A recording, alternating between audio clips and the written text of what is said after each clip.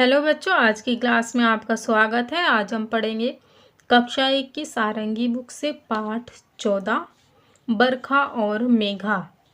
एक बार की बात है, दो सहेलियां थीं, एक मुर्गी और एक बतख। मुर्गी का नाम था मेघा, बतख का नाम था बरखा। उनके 3-3 बच्चे थे। वे सब मेला देखने दूसरे गांव जा रहे थे।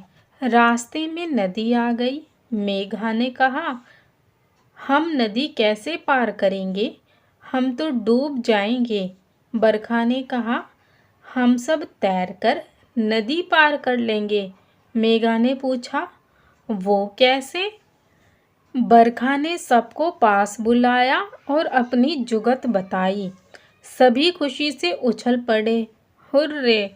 वे सब नदी पार कर गए। मुर्गी को तैरना नहीं आता है, बत्तख को तैरना आता है। तो क्या सलाह दी होगी?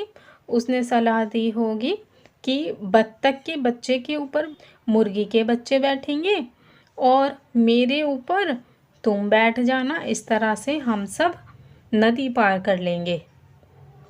और इसी तरह इन्होंने नदी पार की। यहाँ पर चित्र में देखिए, बच्चों के ऊपर बच्चे बैठे हैं, बत्तख के बच्चे के ऊपर मुर्गी का बच्चा बैठा है। और जब वापस आए होंगे तब भी उन्होंने इसी तरह से पार की होगी।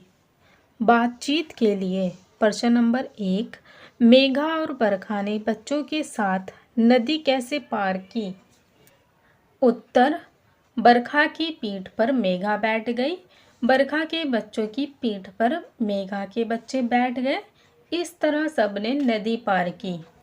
प्रश्न नंबर 2, मेघा और बरखा के बच्चों ने मेले में क्या क्या किया होगा?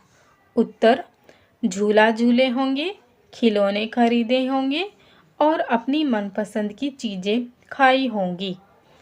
प्रश्न नंबर 3, मेले से घर लौटते समय मेघा और बरखा के बच्चे आपस में क्या बातें कर रहे होंगे? उत्तर, मेले में उन्होंने जो देखा उसी की बातें कर रहे होंगे। घर लौटते समय फिर से नदी पहले की तरह पार करेंगे, यही बातें कर रहे होंगे। प्रश्न नंबर 4, मेला आपके घर से कितनी दूर लगता है? आप वहाँ कैसे पहुँचते हैं? उत्तर, मेला मेरे घर से थोड़ी दूर लगता है। हम सब मेले में पैदल जाते हैं। प्रश्न नंबर 5, नीचे दिए गए चित्र को देखिए और गिनकर बताइए कि मुर्गी और बत्तख के कितने कितने बच्चे हैं। यहाँ पर सभी बच्चे एक जैसे दिखाई दे रहे हैं। मुर्गी के बच्चे की जो चोंच होती है वो थोड़ी सी छोटी होती है और नुकीली टाइप होती है, और जबकि बत्तख के बच्चों की जो चोंच होती है वो थोड़ी सी बड़ी होती है और गोलाई में होती है। तो ये तीनों मुर्गी के बच्चे हैं और ये बत्तख के बच्चे हैं।